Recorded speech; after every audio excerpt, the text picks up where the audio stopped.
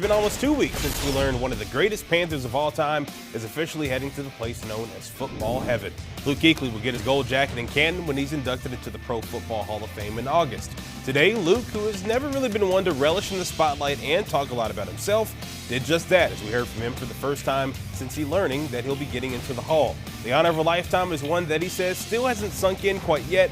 However, he's forever grateful for spending his entire career in a place like Carolina.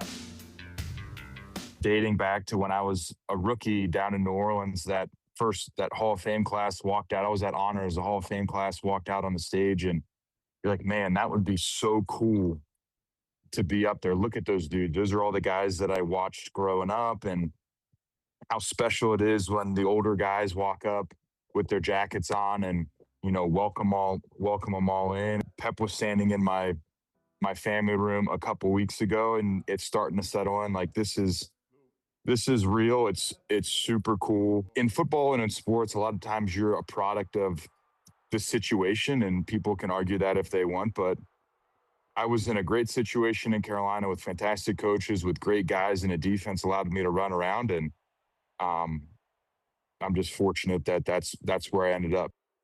And, of course, you look at a guy that was a pillar for this franchise that did so much, both on and off the field, even in such a short-lived career. He did talk about possibly who it could be that will obviously present him into the Hall of Fame. He said there's about 2 candidates that we kind of have already thought of, guys like possibly Greg Olsen, maybe even Thomas Davis as well. It'd be cool to see Cam Newton have that honor. We'll see. But I think, either way, regardless of who it is, certainly going to be special once he gets down there to Canton. Just a guy that obviously means so much to this franchise. It will be interesting, though, to see him have to talk about himself a lot for about 10 minutes or so when giving his speech. Yeah, I don't think he's going to be one who's really comfortable doing that with just how humble he is as a player. But, yeah, when you think of the Carolina Panthers, for somebody like myself growing up where you're not necessarily watching them day in and day out, right. I mean, he was one of the first guys that really jumps off the page there just for his impact and the way he played the game. And I mean, it was a shame that he was had to give it up so early. But obviously, I mean, for the sake of his health, I'm glad he did, and obviously getting a well-deserved honor as well.